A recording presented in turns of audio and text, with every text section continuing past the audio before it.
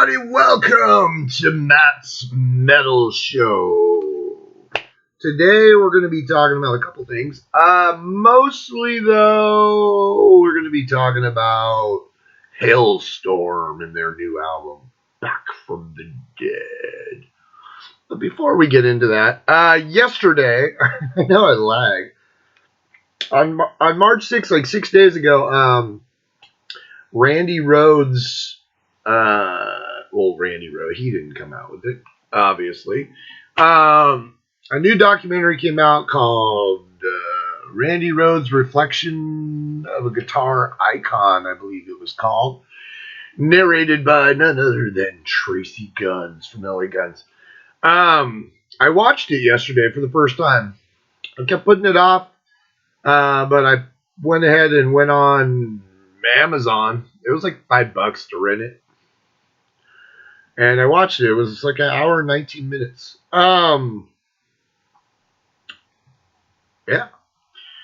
Also, right before I watched it, I watched this interview with Tracy Guns and with Andre Rhoads, the guy who did the documentary, directed the documentary, and kind of found out a little bit more about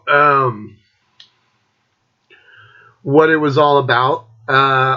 Andre Rhoads apparently was, or is, a fan of Randy Rhoads, and he always thought that like there was a lot of information that wasn't really around about Randy Rhoads, and I can agree with that, being a huge Randy Rhoads fan. Over the years, ever since Randy's passing back in 1982 when I was fucking 12 years old, there wasn't really a lot of info about Randy. We didn't know a lot about him because Randy really wasn't around that long on the major scene. Now, obviously, Randy, if you were in LA, you knew who Randy Rhoads was because Randy was in Quiet Riot, right? So it was kind of cool to watch. I did learn a couple things, but I also noticed a lot of things were kind of glossed over. All the footage, the guy that was doing an interview with him, he asked him, like, dude, where'd you get all this amazing footage? And a lot of the footage I had seen before. A lot of the stuff, like, basically you just surfed the internet and shit and found videos and then licensed it. Even the interview with Dana Strum, talking about how he got Ozzy to, like, watch Randy play for the first time. That was already done. And that interview was already done, and it was on another channel or another media, and then he just licensed it. So a lot of the stuff is pieced together. There was a lot of great behind-the-scenes pictures. Some I had seen before, and a lot of them I hadn't. So that was kind of cool. Get to talk to... They don't really talk to Kelly Garney, which is kind of funny. But they talked to Drew Forsythe, the original drummer for Quiet Riot. And there was at one point, like when Randy got the gig with Ozzy, he told Lori, who was at the time she was like 17 or some shit, and she was in charge of the Quiet Riot fan club. He actually told her, like, hey, I tried out for Ozzy. You know who Ozzy Osbourne is? And he said, I got the gig, I'm going to be leaving. So there was kind of like an insight on that. That was kind of cool because, Quiet Riot had been trudging around, trying to get a record deal. They even had their fans, or according to them, Lori, this is way before the internet, of course. Lori, got this band of people that went from record company to record company, and they were like picketing with signs that said "Sign Quiet Riot." That didn't work, but it was pretty cool for the amount of people that they got. They made some noise, but it kind of gave you an insight of how these albums ended up in Japan. A lot of people like, oh, well, they signed a deal. Well, they actually didn't. They signed with Buddha Records, and Buddha Records, they did the first album, And then Buddha Records went bankrupt, so their manager at the time, I think he used to play in what's that band? The Grassroots. Um, the only people that he could sell it to, he sold it to fucking Japan. They didn't tour Japan, you know. It's funny. There was this one picture where they're like, "Yeah, Japan, man," and they're in front of the Grauman's Chinese Theater in Hollywood, and they're like, "Yeah, Japan," and you're like, Japan and China are like two. You know, that was wow. But they didn't really talk about the second album at all. And that was kind of funny. They kind of glossed over it. They talked about how Rudy got into the band because Rudy saw them play and he talked to them after a show at the Starwood, and he was like, "Wow, you guys are a great band. You guys are so visionary, you know. If you ever need a bass player, I'm your guy." And they remembered that, and they had some issues with Kelly Garney. He was a boozer. You know, that was the thing. These guys were 20 years old, man, and they were partying hard, and you know, they were kind of like celebrities in Hollywood at that time as far as like being a club band. So they got a lot of special treatment. Got to go, you know, since they were playing the Starwood, they play the Starwood every 6 weeks. And they would play like Friday, Saturday, or Thursday, Friday, and Saturday, and they would do 2 shows a night. And people would roll in for fucking Randy, you know. They would. Randy Rhoads was the draw, you know. All these fucking people would roll in to see fucking Randy Rhoads playing Quiet Riot. They weren't going to see fucking the rest of the band. They just, you know, all lined up on one side of the stage, basically, and were like, "Oh, Randy Rhoads," because he was phenomenal. I mean, they showed footage of that, the club days. But since they played at the Starwood, they could go see any band play at any time at the Starwood, and they could go up in the VIP balcony and they could fucking drink their ass off. You know, they give them free booze and stuff. So they were doing that shit constantly. Well, apparently Kelly Garney was the one that it hit the most because, like I said, these guys are all in their early 20s and they're getting free booze and there's a bunch of chicks everywhere and everybody's like, "I love you guys," you know. And to them, in their mind, kind of, they were fucking rock stars, even though they weren't.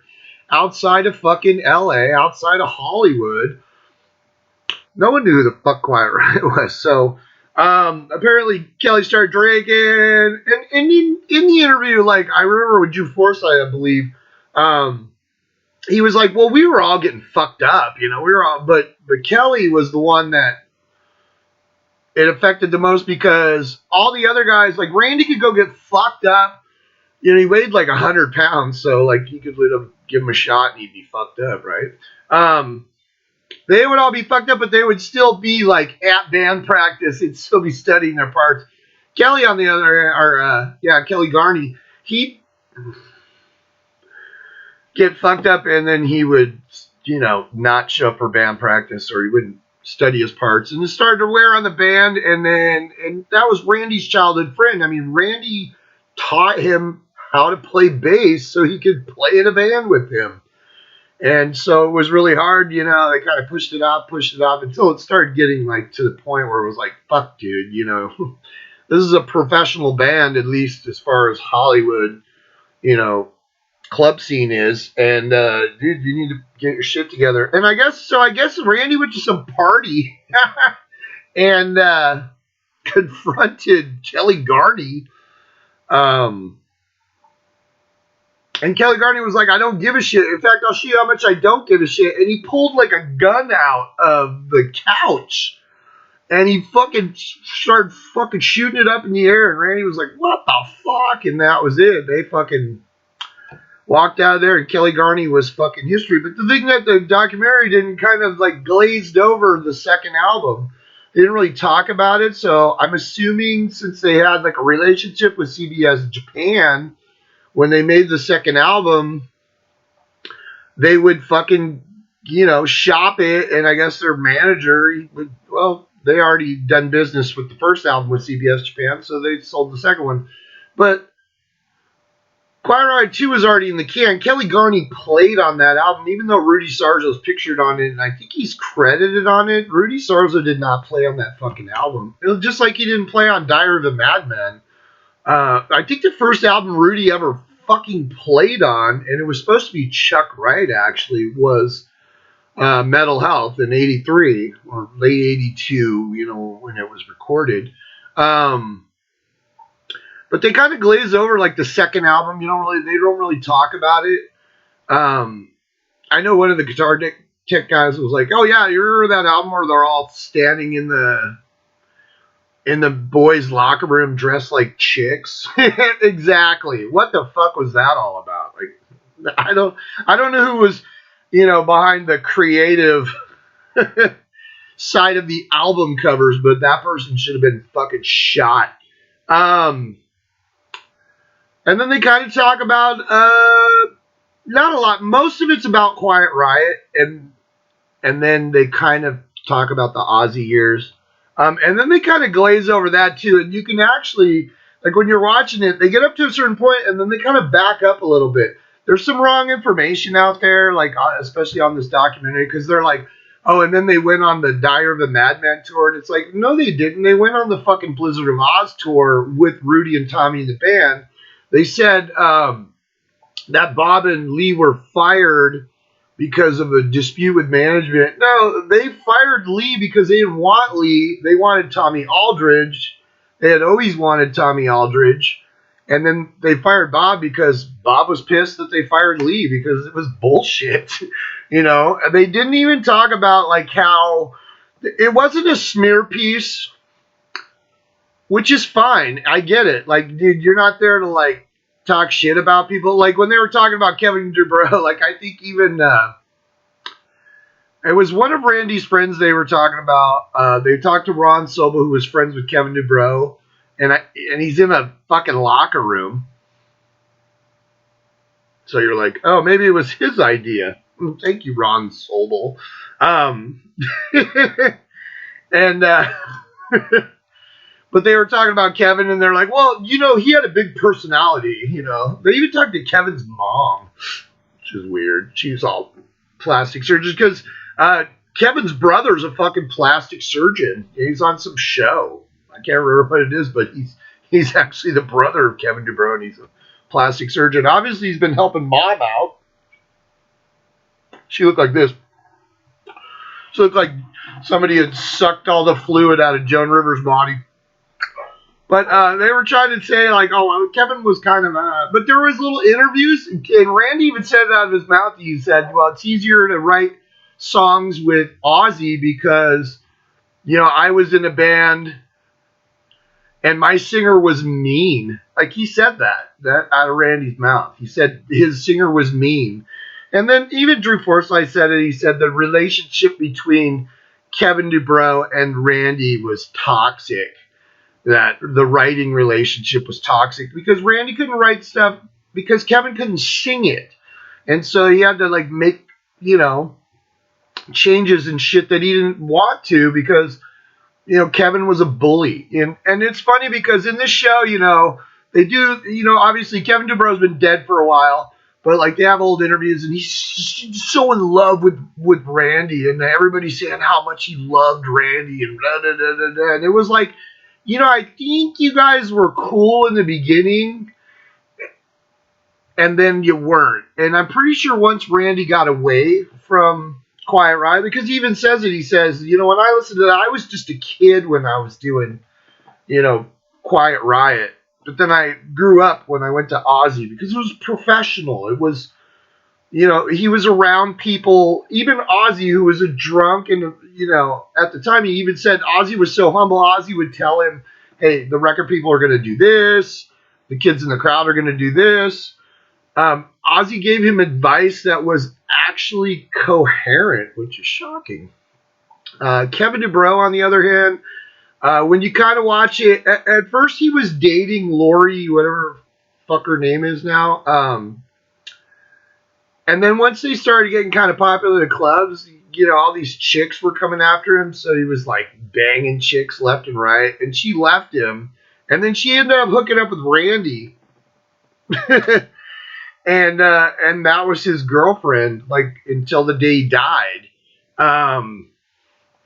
And she says, you know, they interviewed her and she says they were soulmates, which you see all these pictures and you can definitely tell that they were very passionately in love with each other. But yeah, Randy was dating Kevin's ex-girlfriend, which she said, you know, I'm sure it bothered Kevin, but he didn't really say anything because Randy Rhoads is the fucking band. So Kevin was he was an asshole, you know, but at the same time, he had to keep his fucking mouth shut because it's like, dude, yeah, without Randy, his band is nowhere. Now, of course, later on in '83, when, you know, Pasha Records got a hold of them, they sold their fucking souls. Yeah, it worked out for a while. It was interesting to watch. I'd never seen an actual picture of Andy Aycock, the guy that killed Randy. I never seen a picture of him, so that was kind of interesting. Not a lot on the Ozzy side, we know, because, you know, Sharon won't release anything. Couple of cool fucking performance, really small though. Really shitty, of course, because they were all bootlegs. Because, you know, people, especially back in '81 and '82, you know, you had to sneak in this big giant camera, you know, shove it up your ass or whatever. Even the guy in the movie was like, I wonder, or no, I think it was the interview. He was like, I wonder how he snuck that camera in his pants, you know. But there's actual footage, and it's funny because we all remember like the Diary of the Madman stage.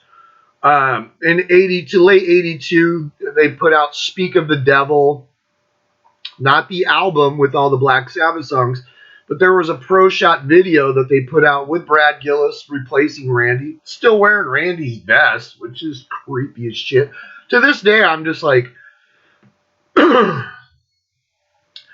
it seems weird to me because I remember there's a story the day after Randy got killed, or a couple days after Randy got killed, some kid snuck onto the tour bus, and they all had these hoodies that said the Ozzy Osbourne Band, and Randy had a personal one. They all had a personal one. And I remember this kid came up and he was wearing Randy's hoodie, and Ozzy was like, he saw him and he was like, what the fuck? Like, you take that off or I'll take your fucking head off. And I guess he got it back. Now, that's weird because he was so like, what the fuck? But at the same time, Bernie Tormé, there's pictures of Bernie Tormé wearing Randy's fucking blue vest with the studs on it. And then Brad Gillis was wearing it. It's fucking creepy. It's like, I guess that was just considered stage wear. It seems weird. Oh, hey, Randy's dead. Bernie, throw in Randy's vest. Go play. Oh, okay, Bernie's out. Brad, does that vest fit you? Oh, cool. You're Randy now. I just always thought that was fucking weird. You know. But anyways, the Diary of Madman stage set, you know, you saw the show. It had the big castle, you know, and they would hang the dwarf. They called him Ronnie after Ronnie James Dio. A little stab. Ozzy was always fucking pissed at Ronnie James Dio. Probably because Ronnie could sing and write lyrics. But he was short, and of course they made a deal about that. So they got this dwarf named Ronnie, and they would hang him. But early on, and if you read, I don't know if it was in Ozzy's book, or if it was in, I think it was in Ozzy's book, but he used to have this giant hand that used to come out, and Ozzy would stand in it, and he would throw raw meat out in the crowd. And you have never seen fucking pictures of that. And I remember when I was reading that, I was like, what? What the fuck is he talking about? At first I thought Ozzy was fucking delusional, but there's actually a little bit of footage of that in this fucking show. So, you actually get to see the big giant metal hand, and Ozzy. I don't know if Ozzy was standing it, but they show the big giant metal hand. And yeah, so Ozzy was throwing raw meat out in '81. Blackie Lawless. Is there anything Blackie hasn't ripped off? um, it was an interesting documentary. It wasn't amazing. I didn't leave it going, oh, fuck, I'm blown away. I did leave it going, wow, that's cool. I learned some stuff, but it bothers me when stuff that I know um, is either glossed over or it's straight up false. Um, I thought it was weird that they didn't talk about the second album at all. And Kelly Garney like playing on the second album, and then them getting Rudy. Um, and then they kind of glossed over Diary of a Madman. Now I always thought Randy was kind of. I know Randy felt that Diary of a Madman was rushed. He even says it in an interview on there. And it was, they had forever to make Blizzard of Oz because, when you watch the show, and I've said it before, it's like when Randy went to Hollywood, or from Hollywood to England, there was no band. There's a little interview with Frankie Banali, and I guess they were still in Hollywood at the time. It was kind of confusing because at one point they're like, oh yeah, Randy flew out to England to live with Ozzy. And then all of a sudden they're doing this interview with Frankie Banali, not the original drummer, the second version drummer of Quiet Riot. And he, in the interview, he's like, he got a call from Randy, and he said, hey, you want to come play with Ozzy? And they went to like some studio and they were just jamming along. And I guess it was just Randy and Ozzy and fucking Frankie Banali. He didn't mention a bass player, so I don't know. And he said like the early stuff, they were just working on some stuff, and the stuff they were working on was the first version of Over the Mountain. So Frankie Banali's like, oh yeah, I totally did Over the Mountain. And you're like,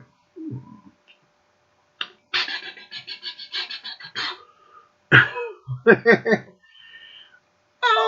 the mountain. It's an interesting. It just gets kind of muddy at the end. It gets kind of chopped up, but like, there's a cool little outro where they just have a bunch of different kids playing Randy Rhoads stuff. That's kind of cool. There's not any music from fucking except for that part because obviously Ozzy wouldn't. Or sorry. Obviously, Sharon wouldn't give permission, so there's like no Ozzy. So it's funny because they're like talking about Crazy Train, and they're like, oh yeah, and then some other songs playing. You're like, oh yeah, you don't have enough money to fucking license that fucking song. Sharon would have been like, no fucking way. And then they even talk about the reunion show where Randy came and played, and Rudy too. Rudy said he had cut his hair and it became New Wave, but they went and played a reunion show at the Whiskey, I believe, with Quiet Riot or with Kevin DuBrow. I don't know who was playing drums. Drew Forsythe though, like he was talking, and he kind of got real for a second. He was pissed at Randy. He said when Randy left, he told Lori, and then everybody kind of knew. But Kevin was kind of like delusional. He was like, oh, but Randy's coming back. He's going to go do this, but he's coming back. And Drew Forsythe was like, he ain't fucking coming back, dude. and he agreed, like, he did the right thing. I mean, dude, you're playing in a band that's stuck in neutral, and then you have a chance to go basically change rock and roll history. Yeah, what should I do? Stay with fucking Quiet Riot or become immortal? But he said that the one thing is Randy never called him. And I know Randy was probably like, he was torn. He had this gig. All his family and shit were like, yeah, go do that, dude. Even people that were close to him were like, dude, go do that. Like, you're fucking stupid if you don't go do that. Because, dude, as much as you love Quiet Riot, dude, you need some perspective. You need to get the fuck out of here and go be a rock star. Because everybody knew that Randy was going to be a rock star. Look at Randy Rhoads. When you watched him in the clubs, he was like Eddie Van Halen. I'm not comparing him to Eddie Van Halen, but I'm saying he was that it factor. When you watch old Van Halen clips, are you watching it because Michael Anthony is fucking amazing or Alex Van Halen? No. I'm not even watching it for Dave Lee Roth. Dave Lee Roth now, with some, you know, time has, dude, you're watching it for fucking Eddie. He was just natural. There's certain people out there that when they hit the stage, that's their spot. They just naturally fucking gravitate to that fucking spot. And Randy was that guy, man. He was a fucking natural born fucking rock star. When you watched him on stage, he was never stiff or anything. He was a fucking force to be reckoned with. They did talk about the Van Halen stuff, which I still kind of find funny. I know I talked about it in my other show, but it's like the rivalry between Van Halen and fucking Eddie Van Halen and Randy Rhoads. And I've heard over the years, there's people that were close to Randy that said, like, Dave Lee Roth and Eddie Van Halen would, like, pick on him. Like, they would talk shit to him and stuff. And then one of them was saying, like, they would often see Dave Lee Roth and Eddie Van Halen in the audience at the Starwood watching Quiet Riot, but they never saw Randy go to a fucking Van Halen show. Apparently, and they set the record straight because I used to think they used to tour together. They actually played one time together at a show at the Glendale College, I believe it was. And that show almost didn't happen because they couldn't figure out who was opening and who was the headliner.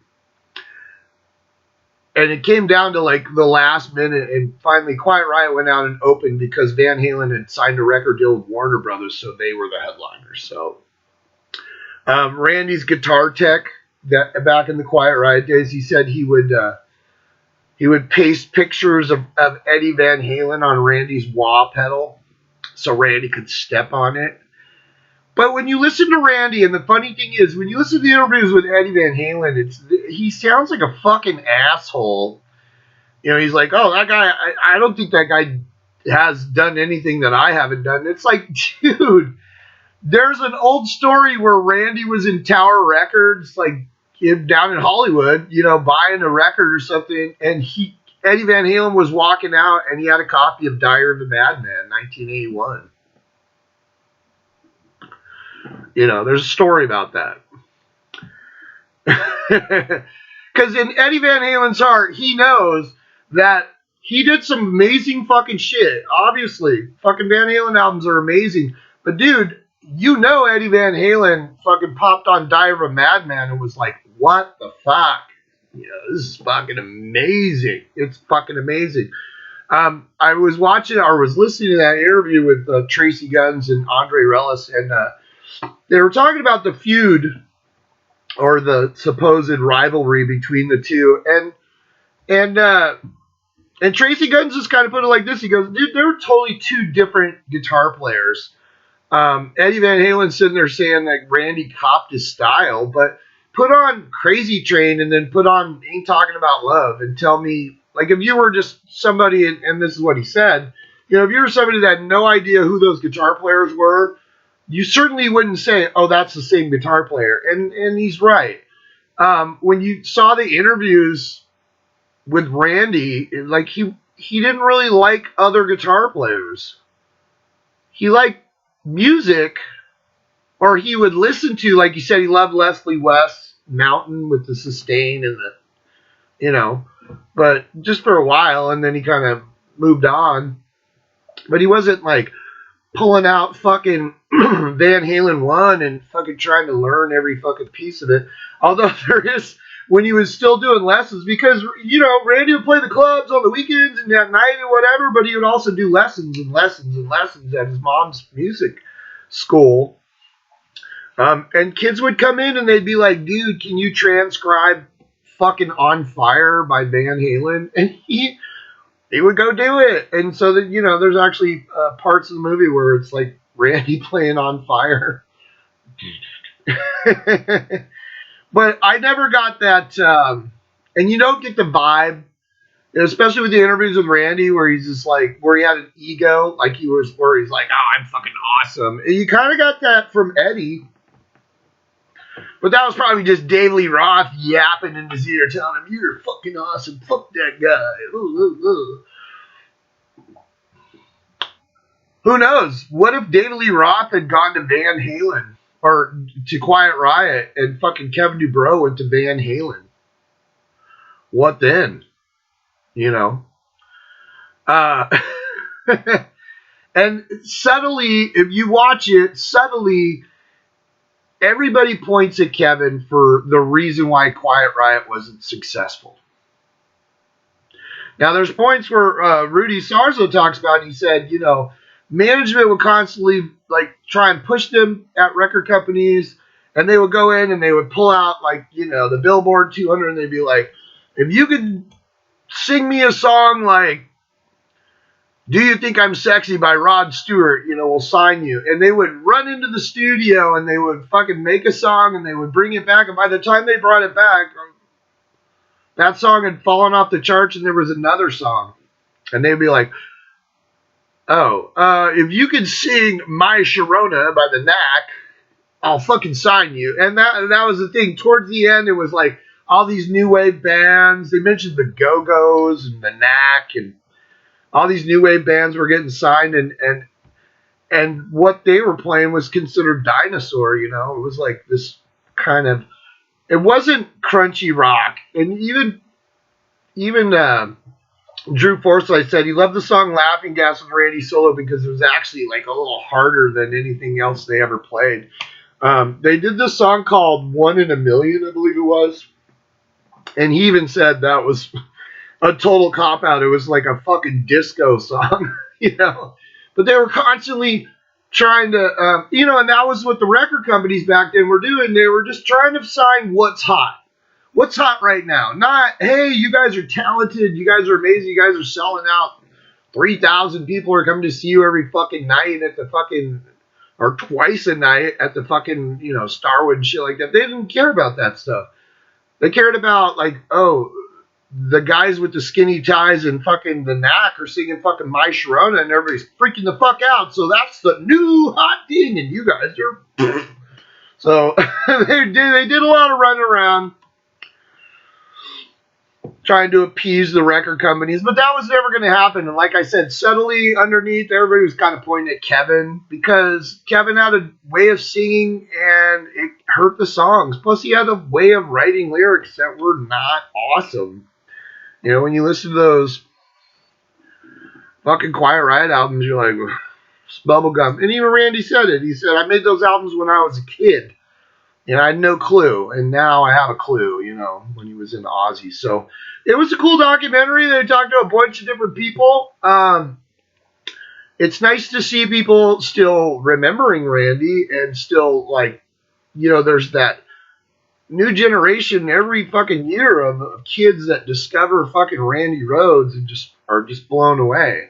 And I will tell you from like a technical point of view on the little Eddie Van Halen thing, listen to Randy play on mostly every fucking song he ever played with Ozzy.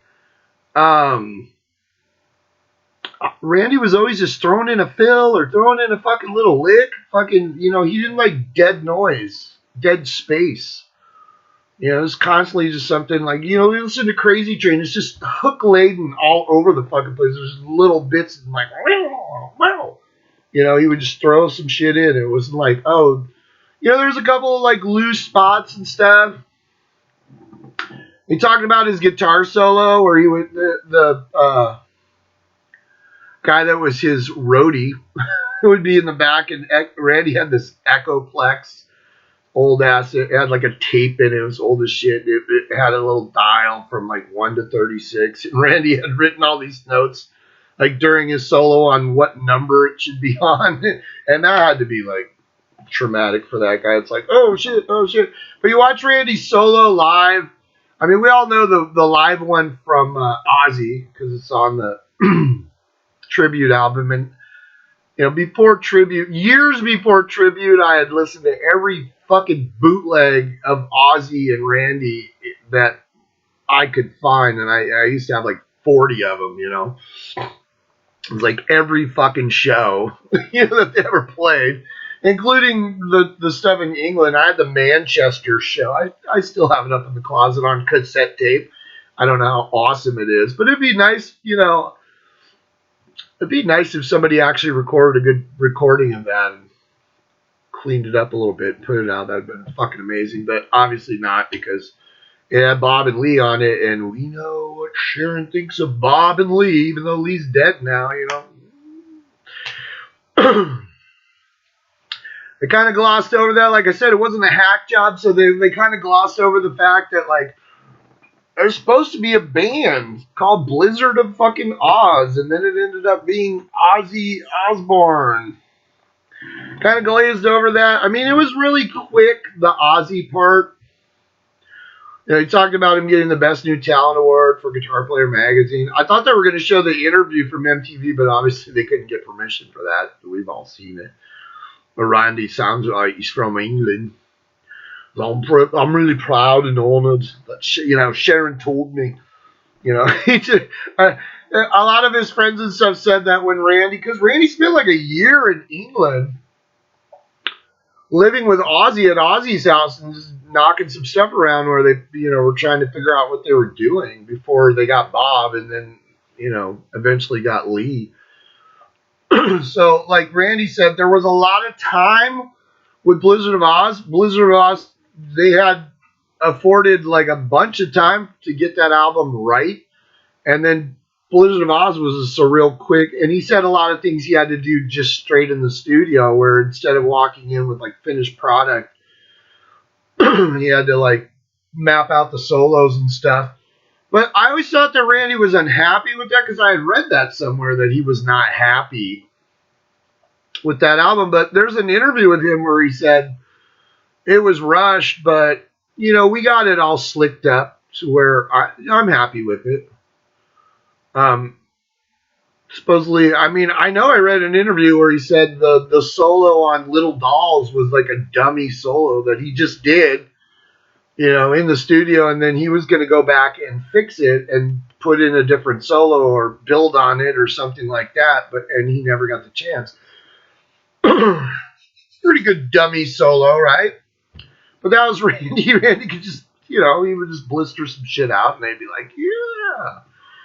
But it was interesting to watch. Kevin DuBrow is just like all in on Randy, but Randy was gone. By the time he was being interviewed, Randy was gone. So you kind of wonder, it's like, well, I know you guys were close in the beginning of Quiet Riot, but I think towards the end, Randy wanted to get the fuck out of there because, like, it wasn't working. And Kevin DuBrow was probably the reason. And then after Randy died, suddenly, like, you know, Kevin had to paint himself. Oh, Dad, I fucking love Randy. He's my best friend. I love him. He's so, oh my God. Which it's like cool because, you know, you guys were best friends. I don't know how much you were best friends at that point. I know he wasn't best friends with Drew Forsythe, because Drew Forsythe said, since Randy didn't even call him when he was leaving, and he said that was a slight on his character. Like, he actually kind of called Randy a bad person for not having the balls to, like, dial up the phone and say, hey, Drew, I'm fucking out. And, you know, Rudy will never say a bad word about fucking Randy, though. So, but yeah, Randy Rhoads, Reflections of a Guitar Icon. It was fun. It's kind of short. Got a lot of pictures. Got a lot of cool things that Ron Sobel, like, especially obviously in the Quiet Riot years, where he took a lot of cool pictures that you'd never seen before. But it seemed to me like, especially with him, he was friends with Kevin. He wasn't friends with Randy. He was friends with Kevin. It just seemed like these guys, you know, they were like hangers on. I'm not bad mouthing them, but it seemed like they were kind of hangers on. Because, dude, they were part of the party. They weren't really doing anything in the band. They were just, oh, well, he was taking pictures. You know? And they had this little short film where Randy's playing, and it's like this little weird thing. But yeah, none of these guys ever did anything with their life. You know? But those brief moments back in '77, you know, they were you know, they were having a blast, getting laid and getting drunk and doing drugs and whatever the fuck they could, you know, down at the fucking Starwood, and that was amazing. But it's kind of cool, interesting, see all these people and hear them talk about Randy. So it was kind of cool. Like I said, I wasn't blown away by it. It was cool, but a lot of the stuff I'd already seen before, and some of it was inaccurate, but that's cool. But definitely check it out. And if you watched it, put it in the comments, man. Don't forget to subscribe and don't forget to leave comments. Go ahead and write down, yeah, I watched that Randy Rhoads thing and here's how I feel about it. It was cool, but it wasn't mind-blowing. Boom. All right. Today's album of the episode, back on May 6, 2022, the band Hailstorm came out with a new album. It's called Back from the Dead. I have this little affinity for Halestorm. I like Lzzy Hale because she has a great voice. Don't ever get me wrong. Lzzy Hale has a great voice. I have all their albums. I have all the little Reanimate stuff that they did where they do cover tunes and stuff. Some of them are cool. And some of them are, like, not cool. But, you know. The thing about Hailstorm is it's all Lzzy Hale. She's the star. Her brother plays drums, you know, but she's the star. She writes all the fucking songs. She's the singer. She's a guitar player. And it's her band. And that, to me, it's like, it's kind of a detractor when you listen to Hailstorm, because you might as well just call it the Lzzy Hale Band, right? I mean, even though Hale is her last name, so it's Hailstorm. But when you have a band or one person, it's not really a band. It's like Lzzy Hale featuring these guys. It's kind of detracting. And I went ahead and bought this album because I saw it, and it was like $7.99 on Amazon. So I was like, fuck yeah, why not? And I don't own any of the Hailstorm albums that I've listened to that I was like, what the fuck? None of them. They're all cool, man. They all have something cool on them. But I will tell you, like, at a certain point, they do kind of, like, fall apart a little bit. Now, this album was started way back in... their last album was Vicious, right? Yes, their last album was Vicious, and that was in 2018. So this is 4 years later. I guess in 2019 they started this album. Well, they didn't start it because they don't write anything. And that's one thing. If you look at the credits on the album, Lzzy Hale writes all the songs with her producer. Which, alarm bells should be ringing, right? Scott Stevens, he's the guy that produced this album. He's the guy that wrote all the songs with Lzzy Hale, except for one she wrote with Zach Malloy and Scott Stevens. And then Joe Huttinger, that's her boyfriend, the guitar player, he wrote one song, track 8, which was Bombshell. But most of the songs are written by Lzzy Hale, and typically they're written by Lzzy Hale and their producer. Which should have alarm bells ringing, right? Because you're like, well, is it really a band if you're writing all the shit? Maybe. Ian Anderson does it, and he's Jethro Tull, right? Anyways, I went out and I bought this album. And it opens up... Oh, well, okay, so the album was kind of starting to get pushed around the end of 2019 after they went on tour for Vicious and everything, and then kind of rolled into the pandemic. And it's funny because it's like, as soon as the pandemic hit, all these rock stars, well, they're not rock stars because these guys have never been huge, but all these musicians and stuff, they found themselves out of work because you couldn't play anywhere because the whole fucking country was shut down by COVID. So this album is supposed to be written during COVID and after COVID. And this is kind of like Lizzie's experience with COVID, basically, or the pandemic. It's not saying, like, there's not a song where she's, like, coughing. You know, I've got COVID. Although that would have been cool. This album is basically, like, her inside view of, like, kind of being isolated, I would say. So there's a lot of fucking crazy bitch songs on here. I'll just be honest. It's like 90% of this album is I'm a crazy bitch. It's like listening to a metal album with Pink. You know, I love Pink. I listen to Pink. I got all her albums. I like her because she's kind of gritty. But that chick can like just tell you when you listen to Pink, you're just like, I'm fucked up in the head. I'm a fucking crazy bitch. I fucking torment you. I'm fucking like she's an abuser. Like she, you know, like it's like Amber Heard versus Johnny Depp kind of shit, right? You guys been watching that? She shit in Johnny's bed. Wow. Didn't even dispute that. She said it was a practical joke that had gone horribly wrong. I don't know about you, but my chick has never shit in my bed. I don't... Wow.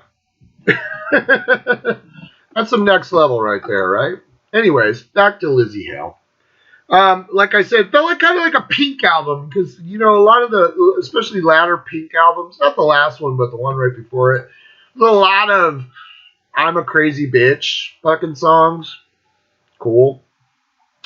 So this album, it starts out with Back from the Dead, which is a great song. It opens up. It's fun. It's like catchy. And that I will give Lizzie Hale and Scott Stevens a lot of credit. They can write catchy fucking rock songs.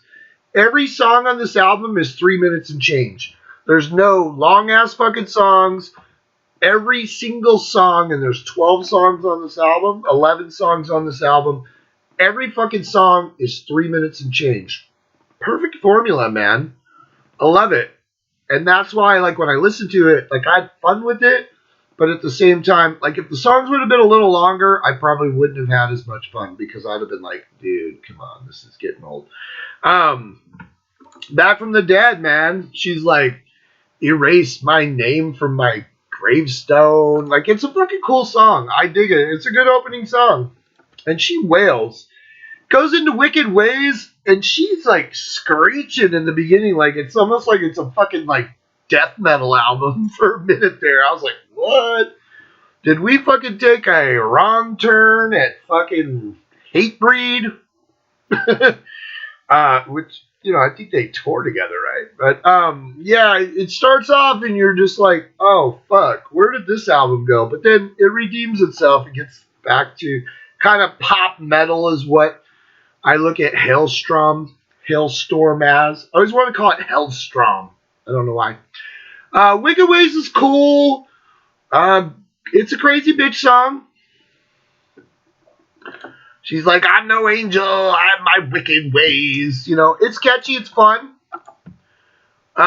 Strange Girl throws out some fuck. What the fuck. You know, she got to throw in some F words there to make her totally fucking metal. Strange Girl, that's a cool song. I like it, man. It's fun. When you get into Bright Side, same thing. It's just like this fucked up world. What does she say? She says like, life's a bitch, then you die. I will tell you that like some of her lyrics are very cheesy. A lot of times when I'm listening to like Hailstorm, it's like Lizzie thinks she's super clever, but it's like, dude, you're writing shit that is so cliche. Like, life's a bitch, then you die. in the dictionary under redundant, it says duh. It's fucking. But I kind of. You could go into this album two ways. You could go in being super critical, and then you would tear this album a new fucking asshole. Because I will tell you one thing about Hailstorm is the lyrics are catchy, the choruses are catchy, but the music is.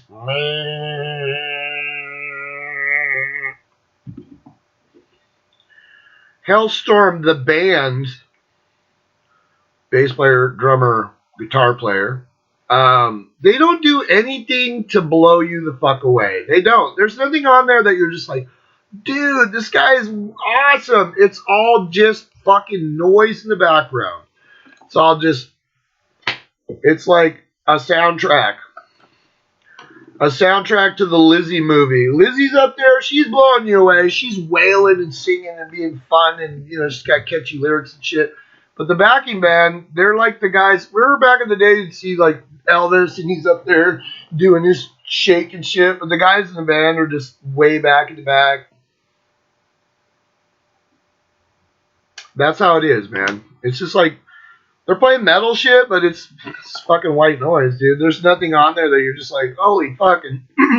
That's kind of a detractor. I think if Hailstorm would get together as a band and create music together and create songs together, it would be less the Lizzie Hale show and more of a band. But it's really not a band. It's really Lizzie Hale. So, like I said, Brightside's fun, but the lyrics are kind of dumb. The Steeple, that was the second single on this album. It's kind of fun. It's got some dumb lyrics, but it's fun. These are my people. Come to the steeple. This is my church. This is my people. These are my people. Like, it's cool. It's one of the better songs in the album. Goes into terrible things. Now, I don't know what the fuck Lizzie Hale did while the fucking lockdown was going on, but if you listen to this album, you're just like, dude, did you go batshit crazy like day number 2? Did you like put on a fucking mask and go fucking stalk children in the fucking neighborhood and fucking paint yourself with shit and go batshit? Because that's what it sounds like. I don't know who had this experience, That's what's funny about these musicians that were in the pandemic. It's like, you probably have a pretty nice house, so you're probably pretty comfortable, and you probably have a fucking studio in your house so you can go just sit there and noodle around, but I had to fucking work. I had to go out and don a mask and go to fucking work every day and be petrified because we didn't know about all this shit. About like, fuck, am I gonna bring home fucking death to my family? That's the early days of the pandemic was what it was like. There's so much misinformation out there. We had no idea what the fuck. Was this the Black Plague? Were we all going to die? But Lizzie Hale, who I'm sure was locked up in a decent-sized home. I'm not saying she's this mega millionaire fucking rock star, but I'm sure she has a pretty decent place to stay. What the fuck was going on in her life? Because, dude, you listen to these songs, and she's like batshit crazy, or at least she's telling you she is. So I don't know if they, not being on the road, not getting your ass kissed, not having people wait on you hand and foot, I guess that was an issue. So yeah, terrible things. I just picture like the pandemic came down in April, and then Lizzie Hale was like cutting herself and going out and stalking children and drinking their blood, I guess. I don't fucking know. That's what it sounds like. Or she's just being creative. Terrible Things is alright. My Redemption, because she had to crawl back from the abyss. Bombshell, it's alright. It's like, I'm not delicate like a flower, I'm delicate like a bomb. Cool. I Come First. I Come First is that song where she's like, she wants you to know that she's getting railed out, and then she switches it around to where I'm worth it. So she's like making this like feminine statement that I'm worth it, but at the same time she's also singing about like I'm getting railed out. I come first. You know, get behind there and get it done. You know the rules. You can play. Some shit like that. Like, listen to that song. You're just like, okay, Joe Hottinger, are you smashing fucking Lizzie while she's writing this fucking song? Like, is she sitting on the bed, like, writing the lyrics while you're behind her going, like Paris Hilton talking on her phone? Yeah, that was an awkward song. And then you got Psycho Crazy. I feel bad for Joe Hottinger. I really do. Because that's his girlfriend. For like 18 years, they've been dating kind of behind the scenes. You know, Lizzie Hale will tell you she's bisexual, so I guess she likes chicks too. But she's been in a relationship with their guitar player for like 18 fucking years. And you think she's abusive? I don't know. I'm not saying she is, but lyrically she is. So she's like, you want to see crazy? I'll show you Psycho. And you're like, okay. You gonna go shit in Joe's bed? Or Joe's side of the bed? Call up Amber Heard. Hey, I heard, you know. Whoa. And then the last song is called Raise Your Horns. Raise Your Horns. A couple years ago, I can't remember the date. I can look it up real quick. Bow, bow, bow, bow, bow, bow. Do, do, do, do, do, do, do, do. Do, do, do, do, do, do, do, do, do, do, do. Do do do do do do do do.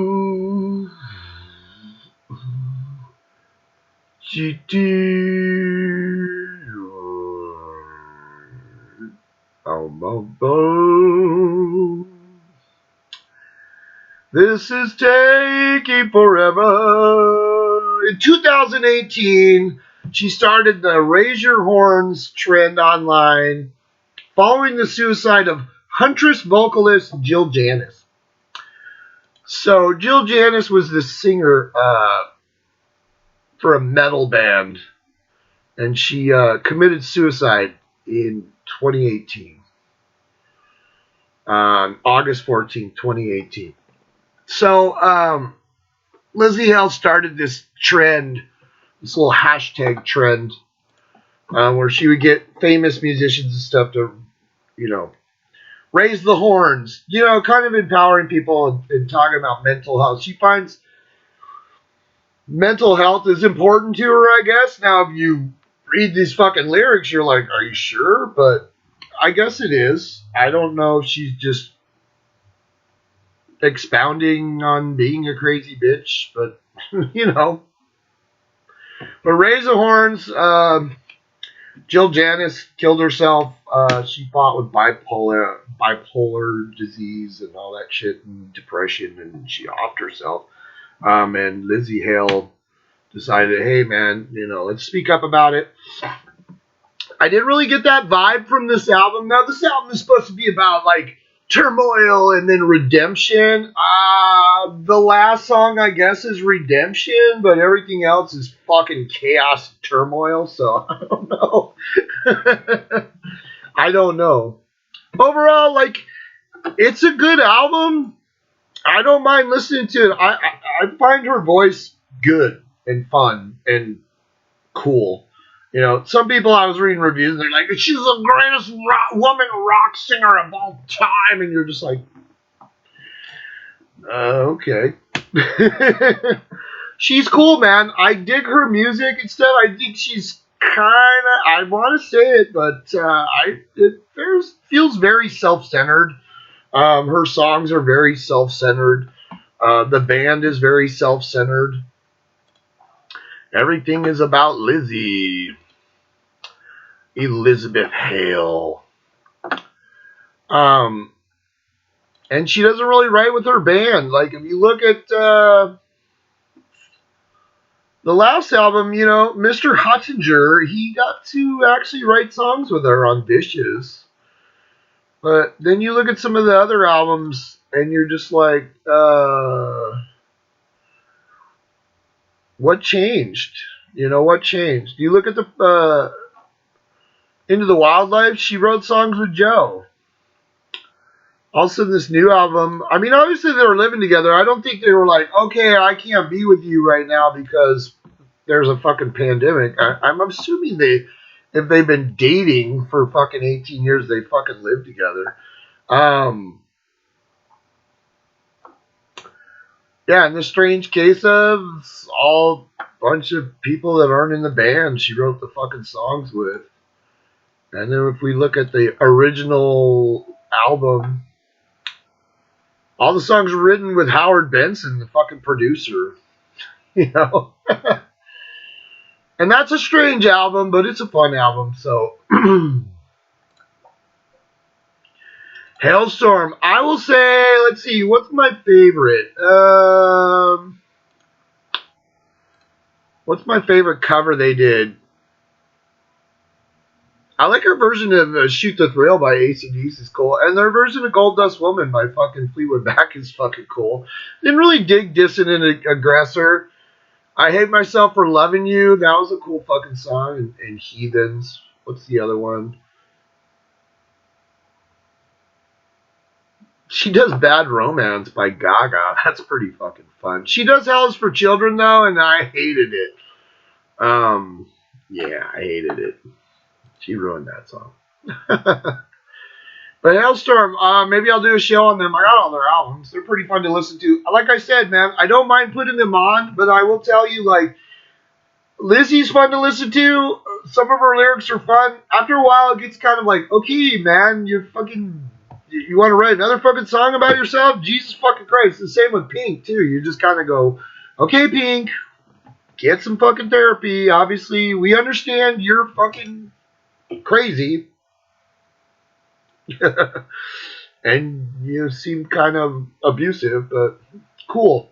Move on to another subject. And I would fucking challenge Lizzie Hale to move on to another fucking subject, okay? Stop talking about yourself. Because really, like, when you start listening to all these albums, you're like, fuck, man. Oh, let's listen to what Lizzie's up to today. It's like her diary or something. In the strange case of it was a little different because it had different subjects. It was kind of cool, but like this album, it's all about Lizzie being locked in her. I'm not going to say palatial mansion, but in her, nice house. I'm assuming she has a nice fucking house. You know, I'm sure they make money touring. They don't make money off these albums because they don't really sell. But let's check out. Let's see. Boom, boom, boom, boom, boom, boom, boom, boom, boom, boom. Let's see if they've ever. The first album released in 2009 went gold, and in the strange case of went gold, and then nothing else is. I mean, they've hit number one on the U.S. rock charts. That's always funny to me. Is like you always see these things where they're, oh, well, this album was the number one album. Who gives a shit if it's a number one album? How many albums did it sell? And that would be the most important point, right? Because in your contract, back when record contracts made a difference, you didn't get like a certain amount of money because your album went number one. Number one doesn't mean shit. It just means units sold in that week of that particular chart, So you could sell 15,000 albums in 1 week and you could be the number one album in America, but you could sell 30,000 albums total in the life of that album and it didn't make shit. So that always cracks me up because it'll be like, oh, dude, that a number one album. But they sold 30,000 copies. And you're like, oh, cool. So they got like $8 for that fucking album. Cool. You know. if you had a number one album and it sold 8 million copies, cool. Now you did it right. You got a number one and you fucking Metallica, you know, the Black Album went number one, debuted at number one, and sold 16 million copies in America. So that's the formula that you want. But number one doesn't really necessarily mean shit. They've had 2 gold albums in their entire career. And those days are probably bygone. That was in 2009 and 2012, like a decade ago. And now albums, unless you're fucking Adele, you know, or some massive Taylor Swift, you know, Metallica, you know, unless you're this massive fucking band or singer, you don't really sell a fuck ton of albums because everything's streaming now, you know, and people listen to music differently. So, but hey, go out and listen to Back from the Dead. It just reminds me, it's like, what a terrible title. Are you not aware of fucking Spinal Tap? It's like, I don't know.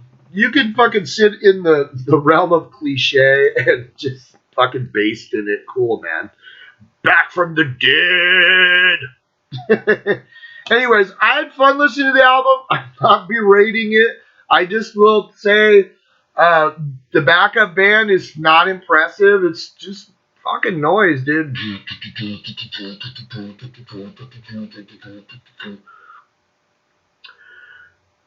There's nothing in the songs with the exception of the lyrics and the chorus that are like grab you. But they do grab you, so that's important. So Lizzie's doing her job.